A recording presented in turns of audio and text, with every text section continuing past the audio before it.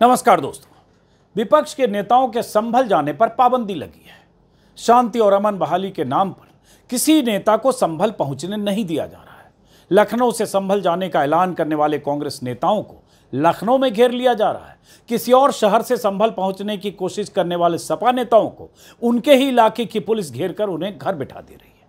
सोमवार को कांग्रेस को रोका गया, रविवार को सपा नेताओं को रोका गया। मतलब विपक्ष के नेता किसी तरह से संभल न पहुंच पाए, इसके मुकम्मल इंतजाम किए गए हैं। यूपी पुलिस ने 10 दिसंबर तक संभल में निषेधाज्ञा लगा दी ताकि कोई भी आने की कोशिश करे तो उसे दबोच लिया जाए। और यह सब इसलिए हो रहा है ताकि संभल हिंसा और पुलिस फायरिंग के पीड़ित विपक्ष के नेताओं से न मिल सके। हालांकि पुलिस के चाक चौबंद इंतजाम को चकमा देकर कांग्रेस का एक प्रतिनिधिमंडल चोरी छिपे आज संभल पहुंचने में कामयाब हो गया। आज सुबह पुलिस जब तक अलर्ट मोड पर आती तब तक कांग्रेस के राष्ट्रीय सचिव प्रदीप नरवाल, यूपी कांग्रेस के उपाध्यक्ष रिजवान कुरैशी और महासचिव सचिन चौधरी समेत कांग्रेस के कुछ और नेताओं ने संभल जाकर पीड़ित परिवारों से मुलाकात कर ली। कहा जा रहा है कि इस टीम में राहुल गांधी के करीबी नेता भी थे, जिन्होंने पीड़ितों की बात प्रियंका गांधी से कराई। अब खबर आ रही है कि कल सुबह 7 बजे यानी बुधवार को प्रियंका गांधी और राहुल गांधी संभल जा सकते हैं। जा क्या सकते, जाने की कोशिश कर सकते हैं। जाने देने या नहीं देने का फैसला योगी सरकार को करना है। यूपी सरकार का जो रवैया है उसे देखकर अभी तो यही लग रहा है कि कल राहुल गांधी को संभल में दाखिल नहीं होने दिया जाएगा। मुरादाबाद के कमिश्नर आंजनेय कुमार सिंह ने कहा है कि हम किसी को रोकना नहीं चाहते, लेकिन हम संभल में स्थिति को और खराब नहीं होने देना चाहते। राहुल गांधी के दौरे को रोकने के लिए सभी कानूनी प्रयास किए जाएंगे। हम उनसे अनुरोध कर रहे हैं कि वो संभल ना आए। इस बयान में यूपी सरकार के और यूपी पुलिस के इरादे साफ हैं कि राहुल गांधी को संभल में एंट्री नहीं मिलेगी। आखिर विपक्ष के तमाम नेताओं को इतनी सख्ती के साथ संभल जाने से रोका क्यों जा रहा है? क्या ऐसा है जिसे पुलिस विपक्ष के नेताओं से छिपाना चाहती है? यूपी पुलिस का कहना है कि संभल में सर्वे के बाद स्थानीय लोगों ने दंगा किया, पुलिस पर पथराव किया, आपसी गोलीबारी में ही 4-5 लड़के मारे गए। पुलिस का कोई कसूर नहीं है, पुलिस ने गोली चलाई नहीं, यही तो पुलिस कह रही है। कई लड़कों के पोस्टर पुलिस ने जारी कर दिए। अगर पुलिस इतनी ही पाक साफ है तो फिर विपक्ष के नेताओं के लिए संभल में नो एंट्री क्यों है? जाने दीजिए उन्हें। अधिक से अधिक यही होगा कि कुछ पीड़ित परिवारों से मिल लेंगे, कुछ ऐसे परिवारों से मिल लेंगे जो कह रहे हैं कि उनके साथ पुलिस ने ज्यादती की, उनके घरों को तोड़ा है, पुलिस की गोलियों से 4-5 मौतें हुई है। सामने आने दीजिए सच। दूध का दूध पानी का पानी हो जाएगा कि पुलिस पाक साफ है या जो पीड़ित कह रहे हैं उसमें सच्चाई है। रोक क्यों रहे हैं? अखिलेश यादव ने आज लोकसभा में आरोप लगाया कि संभल में सब कुछ सुनियोजित तरीके से किया गया है। जो पुलिस है उसका व्यवहार आपने देखा, वहाँ के लोगों का आपने किस तरीके से सर्वे के बाद जब सर्वे का सहयोग कर रहे हैं वहाँ सब लोग, उसके बाद ये क्यों किया गया? सर्वे के बाद सर्वे और फिर पुलिस की गाली तो आपने किसी ने नहीं दिखाई। आप इतने अच्छे चैनल हो, राष्ट्रीय स्तर के चैनल हो, पुलिस ने जो गाली गलौज की है वो गालियां मैं नहीं दे सकता हूँ जो पुलिस ने गाली दी है। अगर मैं वो गाली दे दूं तो अनपार्लियामेंट्री भाषा होगी। आपने सब जानते हो कि किस तरह गाली दी। असली ये है कि दिल्ली और लखनऊ की लड़ाई है। लखनऊ वाले भी रास्ता वही अपना रहे हैं जो दिल्ली वालों ने कभी रास्ता अपनाया था। समाजवादी पार्टी कभी भी ऐसा नहीं होने देगी। समाजवादी पार्टी भाईचारा कैसे बने, शांति कैसे हो, विकास, खुशहाली, तरक्की कैसे हो, उस दिशा में काम करेंगे। हमारी मांग यही है कि निर्दोष लोग हैं जिन्हें फंसाया गया है, और फंसाया यूं गया है क्योंकि सरकार ने कराया है। ये सब कुछ सरकार का कराया हुआ ये सब कुछ है। सरकार चाहती थी कि चुनाव में जो वोट की लूट हुई है उस पर चर्चा नहीं हो। जिस तरह महिलाएं खड़ी हो गईं, रिवॉल्वर के सामने भी वो डरी नहीं, पुलिस की बदतमीजी के सामने भी नहीं डरी और वोट डालना चाहती थी। आप सब जानते हो कि जितने बाई इलेक्शन हुए उत्तर प्रदेश में सब जगह वोट नहीं डालने दिया गया, और फिर ये संभल का इस तरह की घटना करा दी। जो अधिकारी हैं उन्होंने कराया है। जो वहाँ के अधिकारी संबंधित हैं बहुत ही खासम खास सरकार के हैं, इसलिए जानबूझ करके सरकार ने मिलकर के और भारतीय जनता पार्टी ने अधिकारियों के माध्यम से अन्याय कराया। विपक्ष के नेताओं को तो ये कहकर संभल नहीं जाने दिया जा रहा है कि संभल का माहौल खराब होगा। दूसरी तरफ बीजेपी नेताओं ने जहर उगलने की रफ्तार बढ़ा दी है। उसका क्या? यूपी, राजस्थान, दिल्ली, एमपी से लेकर बिहार तक के बीजेपी नेताओं के नफरती और जहरीले बयान आ रहे हैं। मुसलमानों के धार्मिक स्थलों को टारगेट किया जा रहा है। बीजेपी नेताओं और हिंदुत्ववादी ब्रिगेड पर तो कोई लगाम है नहीं।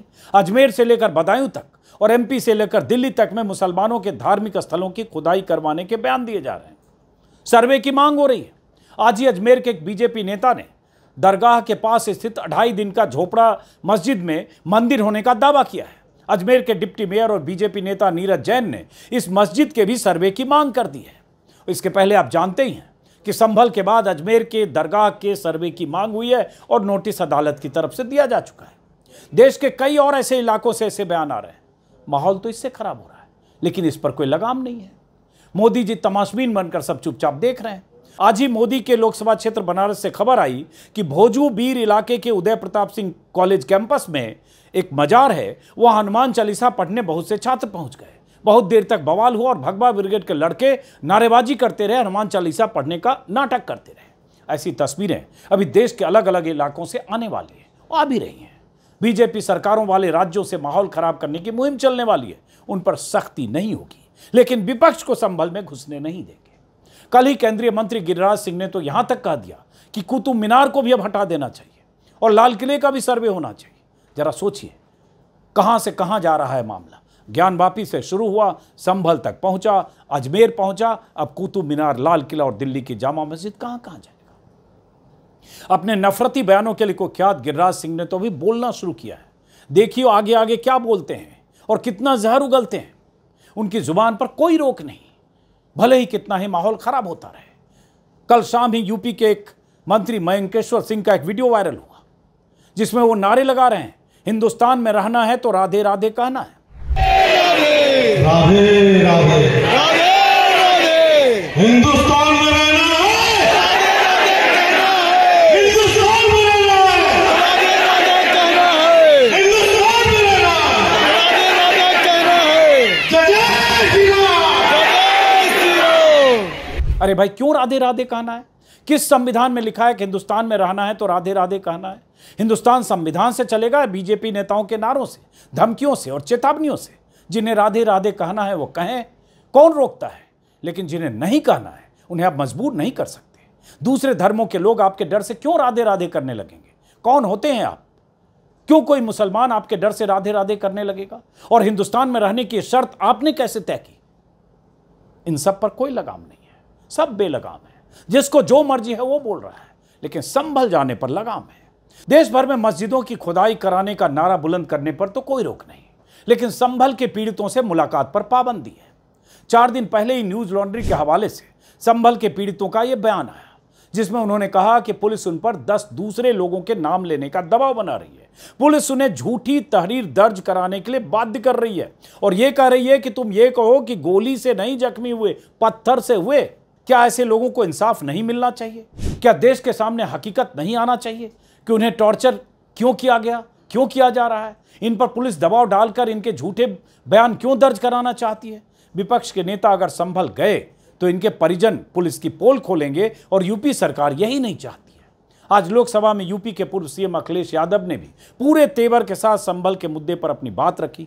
अखिलेश यादव ने कहा कि संभल की घटना सोची समझी साजिश है और अब जगह जगह खुदाई करने की बात करके देश का माहौल खराब किया जा रहा है। मैं चाहता हूं अखिलेश के इस बयान को, जो 5-6 मिनट, 4 मिनट, 5 मिनट जितना भी है, मैं चाहता हूं पूरे बयान को आप गौर से सुनना जरूरी है, विपक्ष की आवाज को भी। संभल जो इसलिए जाना जाता था कि भाईचारे के साथ वहाँ रहते हैं लोग, वहाँ अभी से नहीं, सदियों पुराना भाईचारा हजारों साल से इसी तरह रहते आए हैं। लेकिन अचानक ये जो घटना हुई है, ये सोची समझी रणनीति के तहत वेल प्लान्ड हुआ है और वहाँ के भाईचारे को गोली मारने का काम हुआ है। जो घटना हुई है वो सोची समझी साजिश है। वहाँ जो खुदाई की बात लगातार अध्यक्ष महोदय देश में कोने कोने पर भारतीय जनता पार्टी और उनके सहयोगी और समर्थक, शुभचिंतक बार बार खुदाई की जो बात कर रहे हैं अध्यक्ष महोदय, ये खुदाई जो है हमारे देश का सौहार्द, हमारे देश का भाईचारा, हमारे देश का गंगा जमनी तहजीब को खो देगा। मैं आपका धन्यवाद इसलिए भी देता हूं कि इस महत्वपूर्ण जो साजिश हुई और वो साजिश सोची समझी इसलिए मैं बोल रहा हूँ। उत्तर प्रदेश का चुनाव था, पहले 13 तारीख को चुनाव होना था और 13 तारीख के चुनाव को उन्होंने बढ़ा करके 20 तारीख कर दिया। और इस जो घटना है मैं आपके सामने पढ़ना चाहता हूँ। अध्यक्ष महोदय, ये यात्रा रुकी क्यों नहीं है? यात्रा ले जाओ दूसरी तरफ।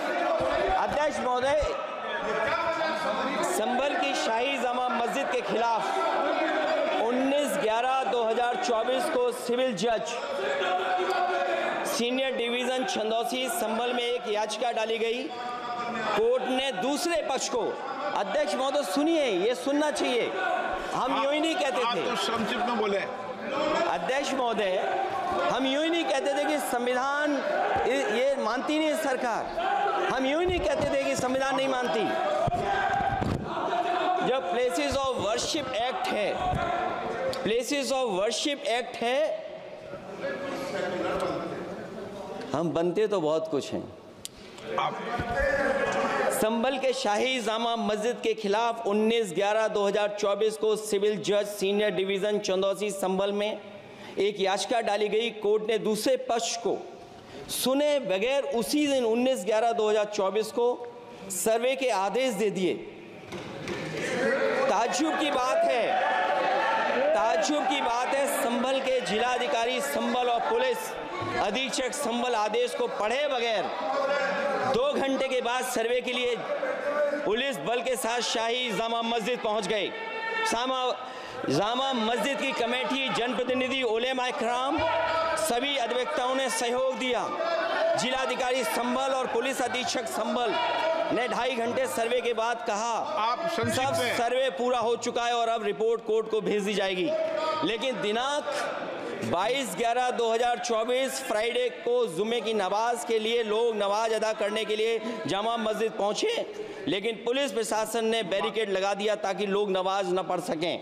उसके बाद भी लोगों ने संयम बरतते हुए नमाज अदा की और किसी प्रकार का विरोध प्रदर्शन नहीं किया। 29/11/2024 को कोर्ट की अगली तारीख तय थी।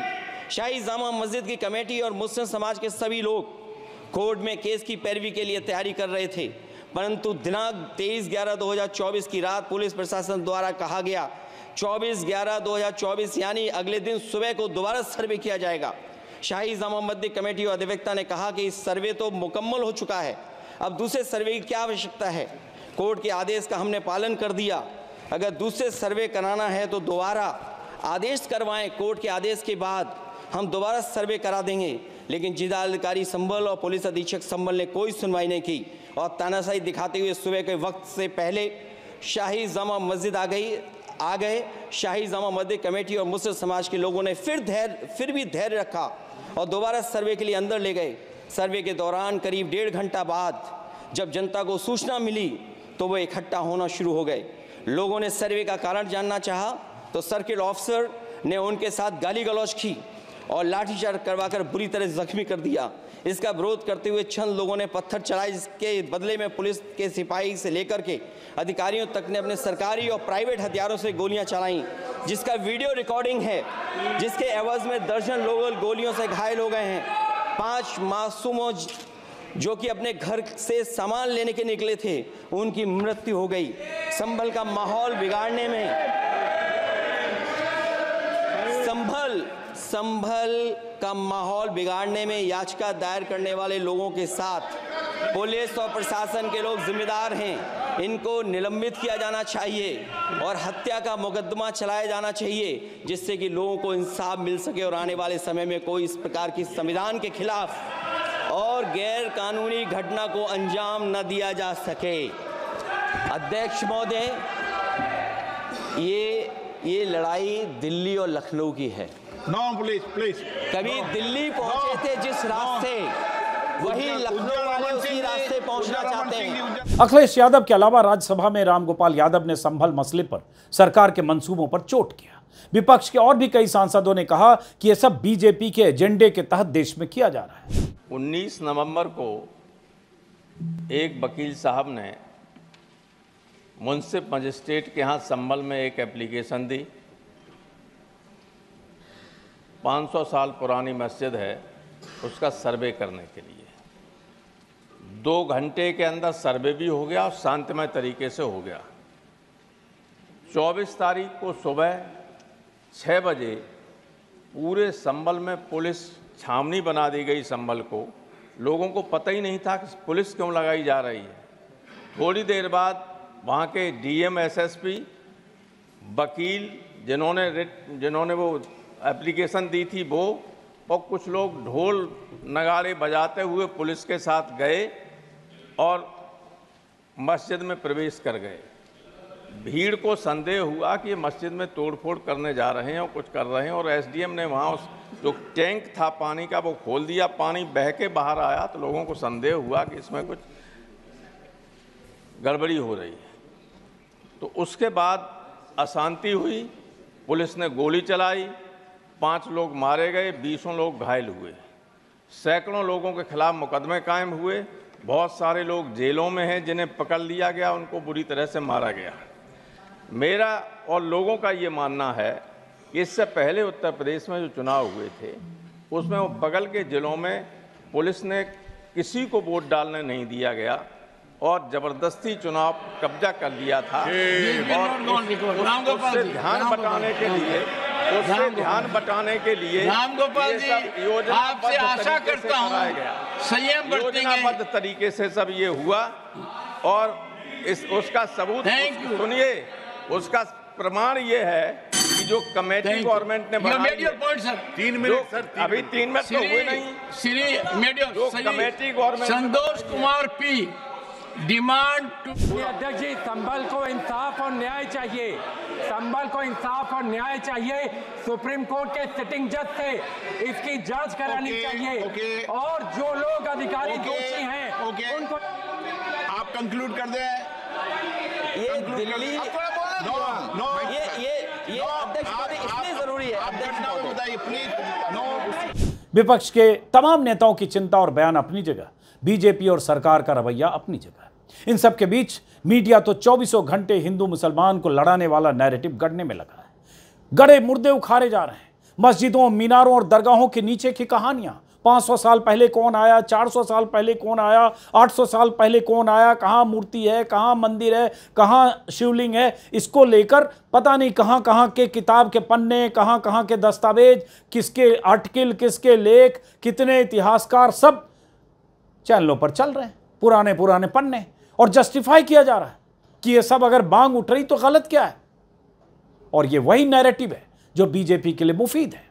और यही नैरेटिव मीडिया को खुराक के तौर पर, डोज की तरफ के तौर पर दिया गया। अब मीडिया और ज़्यादातर चैनल, ज़्यादातर एंकर्स दिन रात इसी काम में लगे हैं। जिस भी चैनल को खोलेंगे आपको दिखेगा फलां इलाके की मस्जिद को लेकर विवाद और फलां इलाके की मस्जिद के नीचे मूर्तियां या मंदिर के अवशेष होने के दावे।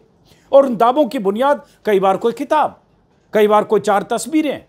लेकिन सवाल उठता है, उन तस्वीरों और उन दावों की बुनियाद पर अगर मस्जिद और दरगाहों की बुनियाद खोदेंगे तो देश की बुनियाद सलामत रहेगी क्या? सवाल यह है। तो इसलिए तय आपको करना है कि आप क्या चाहते हैं। मोदी जी और योगी जी कहते हैं ना, कटेंगे तो बटेंगे। हम कहते हैं बचेंगे या फंसेंगे। ये तय आपको करना है। फिलहाल नमस्कार।